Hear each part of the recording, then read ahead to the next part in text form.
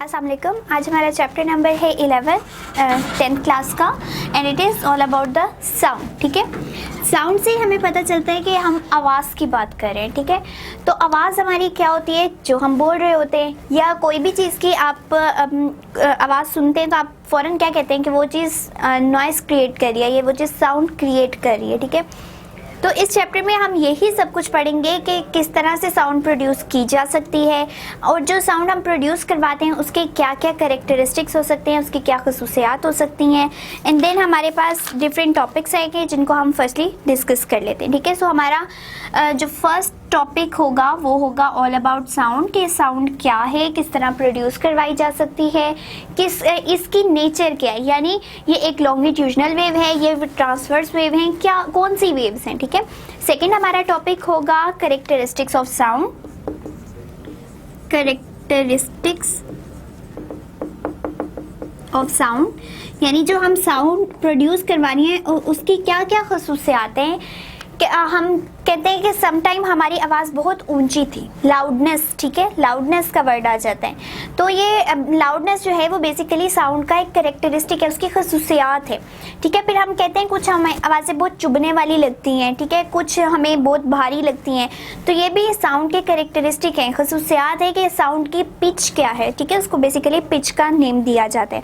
इसी तरह से हम देखते हैं कि साउंड ज़्यादा आ रही है तो क्या चीज़ें डिपेंड कर रही हैं कि ये साउंड ज़्यादा हो गई। ठीक है, तो साउंड ज़्यादा होने में एम्पलीट्यूड वगैरह भी डिपेंड करते हैं।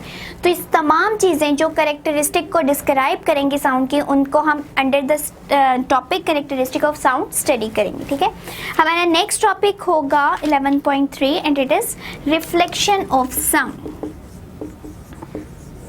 रिफ्लेक्शन ऑफ साउंड, तो जिस तरह हमने चैप्टर नंबर 10 में रिपल टैंक के अंदर जो कि वाटर वेव प्रोड्यूस करवाता है उसमें रिफ्लेक्शन का प्रोसेस पढ़ा था, रिफ्रैक्शन का पढ़ा था एंड डायफ्रैक्शन का पढ़ा था, उसी तरह से हम अपने चैप्टर नंबर 11 में साउंड में भी पढ़ेंगे कि साउंड किस तरह से रिफ्लेक्ट कर सकती है और हमें उसको रिफ्लेक्ट करवाने के लिए क्या क्या चीज़ें चाहिए होंगी। ठीक है, देन हमारा नेक्स्ट टॉपिक होगा 11.4 about the speed of sound, कि हम जिस तरह पढ़ते हैं कि स्पीड ऑफ लाइट कितनी है 3 × 10⁸ ठीक है मीटर पर सेकेंड, तो साउंड किस तरह से मूव करेगी, किस जगह पे साउंड हमें ज़्यादा सुनाई देगी, किस जगह पे हमें साउंड कम सुनाई देगी।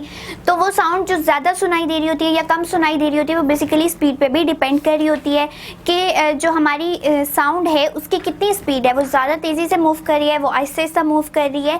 तो हम ये सारी चीज़ें डिस्कस करेंगे under the topic speed of sound. Next topic हमारा होगा 11.5 दैट इज़ नॉइज़ पोल्यूशन। ठीक है, अब हम नॉइज़ पोल्यूशन किसे कहते हैं, आवाज़ से जो पोल्यूशन क्रिएट होती है यानी शोर गुल से जो हमारी आलूदगी पैदा हो रही है उसको नॉइज़ पोल्यूशन कहा जाता है। नॉइज़ पोल्यूशन बहुत ज़्यादा आजकल बढ़ती जा रही है। आप देखें ये अगर हम सिर्फ एक कमरे में ही बात कर लें कि बच्चे शोर मचा रहे हो तो उसको भी हम नॉइज़ पोल्यूशन कहते हैं, क्योंकि रूटीन से हट के एक शोर गुल हो रहा होता है जिसको हम नॉइज़ पोल्यूशन कहते हैं। अब उस लिहाज से तो ये बहुत कम है कि कुछ ज़्यादा नहीं हमें लगता, लेकिन अगर आप रोड्स पे देखें तो ट्रैफिक का इतना शोर बढ़ चुका है कि उसको पोल्यूशन का नाम दे दिया गया है। ठीक है, उस शोर को सिर्फ पोल्यूशन का नाम दिया गया है जिसको हम कहते हैं नॉइज़ पोल्यूशन, और ये हमारे कानों को बहुत ज़्यादा डैमेज भी कर रहा है। तो ये तमाम चीज़ें जो हैं हम स्टडी करेंगे कि नॉइज़ पोल्यूशन क्या है, किस तरह से वो हमारे ईयर्स को डैमेज कर रहा है, क्या इफ़ेक्ट हमारे, इवन आपको अंदाज़ा नहीं हो सकता कि इसकी वजह से कितनी ज़्यादा मेंटल प्रॉब्लम्स हो रही हैं। लाइक जो है हमारे दिमाग के अंदर सेल बहुत ज़्यादा वीक होते जा रहे हैं एंड बहुत ज़्यादा बीमारियां इस नॉइज़ पोल्यूशन की वजह से कॉज हो रही हैं। सो हम जितने ऑटोमोबाइल्स यूज़ करते जाएंगे उतनी नॉइज़ पोल्यूशन ज़्यादा होती जाएगी एंड वो हमारे लिए बहुत ख़तरनाक भी है। ठीक है, सो हमारा जो नेक्स्ट टॉपिक होगा it is audible frequency range. Audible frequency range, so फिर हम स्टडी करेंगे कि हमारे पास एक हर चीज़ की एक मिकदार होती है, एक हद होती है, एक लिमिट होती है, ठीक है, जिसके अंदर अंदर हम चीज़ों को देख सकते हैं, सुन सकते हैं। अब आप देखें जिस तरह हमारे पास नैनो पार्टिकल्स हैं, इतने छोटे पार्टिकल्स हैं जिनको हम अपनी ज़ाहिरी आंख से नहीं देख सकते, हमें माइक्रोस्कोप्स का यूज़ करना पड़ता है, बहुत बड़ी बड़ी माइक्रोस्कोप्स यूज़ होती हैं, ठीक है।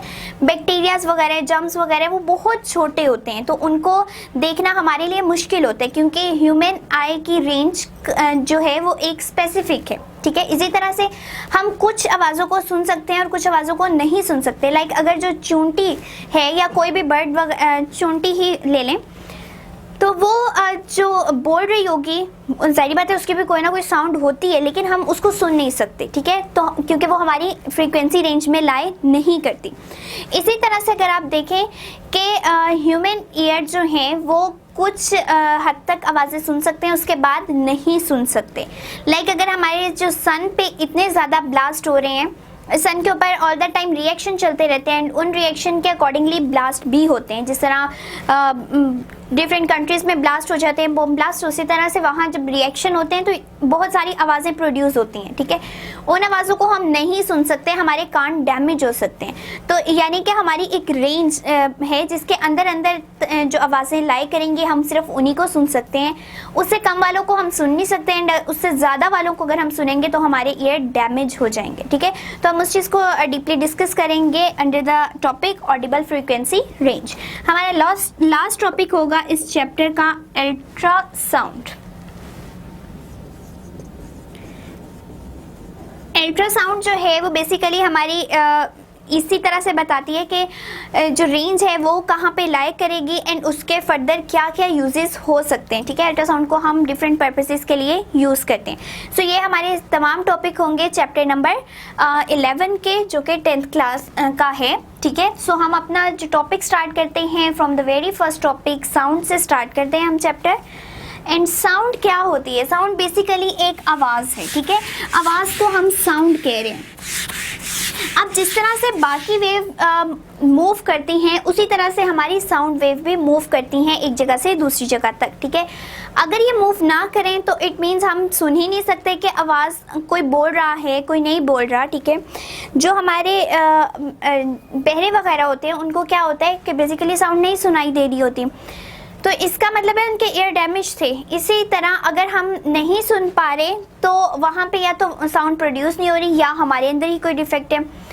तो साउंड बेसिकली एक वाइब्रेशन प्रोड्यूस करवाने से ही प्रोड्यूस होती है, ठीक है। जिस तरह हम बाकी वेव को प्रोड्यूस करवाते हैं बाय वाइब्रेशंस, तो वही उसी तरह से हम वाइब्रेशन के थ्रू साउंड भी प्रोड्यूस करवाते हैं। अब बेसिकली होता क्या है कि साउंड को एक जगह से दूसरी जगह जाने के लिए कोई ना कोई मीडियम चाहिए होता है, ठीक है। अगर मीडियम नहीं होगा तो साउंड कभी भी ट्रेवल नहीं कर सकती। सो जो हम बेसिकली मीडियम यूज़ करते हैं वो हमारे पास होता है एयर, ठीक है। हम हवा के अंदर ही बोल रहे होते हैं, आप कमरा बिल्कुल खाली है, आप फिर भी बोल रहे हैं और आपकी आवाज़ गूंज रही है, या कोई दूसरा और खड़ा है कमरे में वो सुन रहा है। वो क्यों सुन रहा है? क्योंकि आपके पूरे रूम के अंदर हर जगह पे एयर प्रेजेंट थी और एयर के पार्टिकल्स ने ही आपने जो वाइब्रेशन प्रोड्यूस की उसको एक जगह से दूसरी जगह ट्रांसफ़र किया, जिसकी वजह से दूसरा जो इंसान है, दूसरा पर्सन खड़ा जो रूम में था, वो आपकी आवाज़ सुन पा रहा है, ठीक है। तो क्या है हमारे पास बेसिकली जो आवाज़ हमारी ट्रेवल कर रही है, साउंड ट्रेवल कर रही है, वो कहाँ से कर रही है? एक मीडियम के थ्रू कर रही है। इट मीन्स वो मीडियम क्या है? एयर है, ठीक है। अब होता क्या है कि जब हम बोलते हैं तो हम क्या करते हैं? डिस्टर्बेंस क्रिएट कर देते हैं, ठीक है। तो डिस्टर्बेंस किसका नाम है? डिस्टर्बेंस इज बेसिकली वेव, ठीक है। जो भी डिस्टर्बेंस हम मीडियम में क्रिएट करवाते हैं वो क्या कहलाती है? वेव कहलाती है। अब हम जब बोल रहे हैं, हमारी वेव्स जब निकलेंगी तो क्या होगा कि एयर के अंदर मौजूद पार्टिकल्स डिस्टर्ब हो जाएंगे। अब उनके डिस्टर्ब होने से क्या होगा कि ये वेव जो है, लेट सपोज हमारी ये वेव थी जो इन पार्टिकल ने कैरी के, अब इन्होंने क्या किया, ये इनके पास एनर्जी आ गई। जो हम वेव दे रहे हैं बेसिकली वो एक एनर्जी है, ठीक है। जिस तरह हम किसी भी चीज़ को उठाते हैं तो वो हमारे मसल्स की एनर्जी उसके अंदर ट्रांसफ़र हो रही होती है। इसी तरह से हम जो बोल रहे हैं वो वेव्स जो हैं वो एनर्जी कैरी करेंगे एंड एयर पार्टिकल्स जो हैं जब उनको एब्जॉर्ब कर लेंगे तो वो क्या करेंगे, उनके अंदर भी एनर्जी आ जाएगी। अब इनके पास एनर्जी बहुत ज़्यादा है, अभी आगे ट्रांसफ़र करेंगे, फिर आगे ट्रांसफ़र होती जाएगी, इस तरह वेव एक जगह से दूसरी जगह पहुंच जाएगी।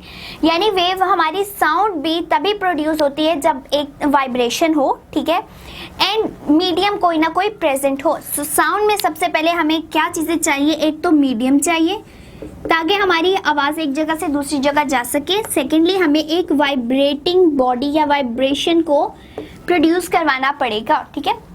जब हम बोलते हैं तो वाइब्रेशन प्रोड्यूस होती है एंड वही वाइब्रेशन फर्दर आगे ट्रांसफ़र होती है, उसी को हम साउंड कहते हैं। तो वाइब्रेटिंग बॉडीज़ हमें चाहिए होती हैं साउंड को प्रोड्यूस करवाने के लिए, ठीक है। अब क्या हो क्या रहा है कि जैसी वाइब्रेटिंग बॉडी से, जिस तरह हम भी बोल रहे हैं, हम भी एक वाइब्रेटिंग बॉडी है, हमने जो है वाइब्रेशन क्रिएट करवाई जो कि एयर पार्टिकल के अंदर गई यानी मीडियम के अंदर गई एंड एक पार्टिकल से दूसरे पार्टिकल के अंदर एनर्जी ट्रांसफ़र होते होते हमारी आवाज़ जो है वो एक जगह से दूसरी जगह पहुंच चुकी है। अब इसकी आप बेस्ट एग्जांपल्स देखें तो क्या आ जाते हैं। एक तो हम खुद बोल रहे हैं ह्यूमन बीइंग्स के अंदर वोकल कॉर्ड्स होते हैं। जिस तरह आप देखें गिटार वगैरह हैं, गिटार को देख लें। अब यहाँ इसमें होता क्या, बेसिकली इस तरह से बना होता है, कोई अच्छा तो नहीं बना, यहाँ पे स्ट्रिंग्स लगे हैं, ठीक है। आप जब उन स्ट्रिंग्स को मूव करवाते हैं तो वो स्ट्रिंग के वाइब्रेशन से क्या प्रोड्यूस हो गई, साउंड प्रोड्यूस हो गई। इसका मतलब है हमें कोई ना कोई वाइब्रेटिंग बॉडी चाहिए होती है, ठीक है। कोई ना कोई वाइब्रेटिंग बॉडी होगी तभी हमारी जो है वाइब्रेटिंग बॉडी के बिना पे साउंड प्रोड्यूस हो सकती है। अब ह्यूमन बींग्स के अंदर क्या होते हैं, वोकल कॉर्ड्स होते हैं, ठीक है। वो वोकल कॉर्ड्स वाइब्रेशन प्रोड्यूस करते हैं एंड वो वाइब्रेशन जब प्रोड्यूस होती है तो वो साउंड क्रिएट कर देते हैं। इसका मतलब है कि साउंड प्रोड्यूस करवाने के लिए हमें बहुत इंपॉर्टेंट है कि सबसे पहले कोई ना कोई वाइब्रेटिंग बॉडी होनी चाहिए। अगर कोई वाइब्रेटिंग बॉडी नहीं होगी तो हमारी साउंड प्रोड्यूस नहीं हो सकती। अब हम इसी बात को डिस्कस करेंगे फर्दर कि हर चीज़ जो है वो साउंड प्रोड्यूस करती है। इवन अगर हमारा हार्ट जो है, ह्यूमन हार्ट पंप कर रहा है तो वो भी एक आवाज़ प्रोड्यूस कर रहा है। हमारे लंग्स जो हैं वो पंप कर रहे हैं, सुकड़ते हैं, फैलते हैं, यानी कॉन्ट्रैक्शन होती है उसके अंदर, तो उसमें भी क्या होता है, साउंड प्रोड्यूस होती है क्योंकि वो आगे पीछे मूव कर रहे हैं, वो वाइब्रेट कर रहे हैं। तो जो चीज़ वाइब्रेट करेगी वो एक साउंड प्रोड्यूस करेगी, ठीक है। अब क्या होता है, बेसिकली जो स्टेथोस्कोप यूज़ करते हैं डॉक्टर्स, वो क्यों करते हैं, वो बेसिकली हमारी जो पंपिंग की वजह से वाइब्रेशन प्रोड्यूस होती है एंड वाइब्रेशन से जो साउंड प्रोड्यूस होती है उसको सुनते हैं, ठीक है। कभी आप स्टेथोस्कोप लगा के देखें और आप किसी बॉडी के पोर्शन पे रखें उसको, ठीक है, उसके दूसरे एंड को, तो आपको आवाज़ प्रोड्यूस होती सुनाई देगी, ठीक है। एंड वो आवाज़ जो है वो डॉक्टर्स उससे पता चलाते हैं कि आप में कोई डिफेक्ट है नहीं है, ठीक है, किस तरह के मसले प्रोड्यूस हो रहे हैं। सो क्या होता है, बेसिकली हमारा सारा मकसद क्या है ये बताने का कि सिर्फ वाइब्रेटिंग बॉडी होना बहुत ज़रूरी है साउंड को प्रोड्यूस करने के लिए। सो साउंड को जब भी हमने देखना है हमें पहले बताना पड़ेगा कि मीडियम बहुत ज़रूरी होता है, उसके अलावा साउंड एक जगह से दूसरी जगह ट्रांसफ़र नहीं हो सकती। सेकेंडली हमें बताना पड़ेगा कि वाइब्रेटिंग बॉडी बहुत ज़रूरी है क्योंकि वाइब्रेटिंग बॉडी ही सिर्फ साउंड प्रोड्यूस करवा सकती है, अदरवाइज़ कोई बॉडी प्रोड्यूस नहीं करवा सकती अगर रेस्ट कंडीशन में हो, ठीक है। सिंपली हम एक एग्जांपल ले लेते हैं। अगर ये डस्टर है, इसको जब तक हाथ में पकड़े रखेंगे कुछ भी नहीं होगा, इसको आप नीचे फेंक दें तो आपको एक आवाज़ सुनाई देगी, ठीक है। क्यों सुनाई दी, क्योंकि इसने वाइब्रेट किया, ठीक है, ये मूव की है, जब इसने हिट किया तो वाइब्रेशन प्रोड्यूस हुई जिसकी वजह से आपको साउंड सुनने को मिले। तो हर चीज़ जो वाइब्रेट करेगी वो साउंड ज़रूर प्रोड्यूस करेगी। अब हमारा टॉपिक आ जाता है कि सब टॉपिक स्टार्ट हो जाते हैं इस टॉपिक के, which is sound is produce by vibrating body. अब हम कहना चाह रहे हैं, ये डिस्क्राइब करना चाह रहे हैं कि वाकई साउंड को प्रोड्यूस करवाने के लिए एक वाइब्रेटिंग बॉडी ज़रूरी है। Sound is produced by vibrating body. So इसके लिए हम क्या करते हैं, हम एक एक्टिविटी परफॉर्म कर लेते हैं, ठीक है। एक्टिविटी हम परफॉर्म कर रहे हैं, हमने क्या करना है, एक ट्यूनिंग फोक लेना, ठीक है। ट्यूनिंग फोक बेसिकली क्या होता है, इस तरह का बना होता है, ये यू शेप एंड नीचे इसके यू स्टैंड से लगा होता है, ठीक है। ये चीज़ हमारी जो है वो कहलाती है ट्यूनिंग फोक एंड ये लेबॉर्ट्रीज में बहुत अवेलेबल होता है और इसका काम ही यही होता है कि जब हम इसको वाइब्रेट करवाते हैं तो इससे साउंड प्रोड्यूस होती है, ठीक है। हमने क्या करना है, हमने इस ट्यूनिंग फोक को लेना है, ट्यूनिंग, ये है ट्यूनिंग फोक, ठीक है, लेबोरेटरीज में प्रेजेंट होता है, आप इसको देख भी सकते हैं, ठीक है। अब इस ट्यूनिंग फोक को आपने एक रबर हैमर पे मारना है। रबर हैमर क्या होता है, जिस तरह हैमर्स आप दूसरी देखते हैं, इसमें भी इस तरह से ये हैमर बनी होती है, लेकिन आगे रबर जो है हमने लगाई होती है, ठीक है। अब इसको ट्यूनिंग फोक को आप जब इस रबर बैंड पे या रबर हैमर पे मारेंगे जोर से, तो ये वाइब्रेट करेगा, ठीक है। ये अपने ही इर्द गिर्द थोड़ा थोड़ा ये मूव करेगा इस तरह से, कभी इधर जाएगा कभी इधर जाएगा, आगे पीछे मूव करना शुरू कर देगा। एंड उस मूव करते हुए को अगर आप अपने कानों के पास लेके आएंगे तो आपको एक साउंड सुनाई देगी, ठीक है, जिससे हमें ये पता चलता है कि जब इसने वाइब्रेट किया तभी साउंड प्रोड्यूस हुई। उससे पहले अगर हमने इसको बिल्कुल नॉर्मल पोजीशन पे रखा हुआ था, ठीक है, ये ऐसे ही पड़ा हुआ था, तब हमने सुना, हमें कोई आवाज़ सुनाई नहीं देगी।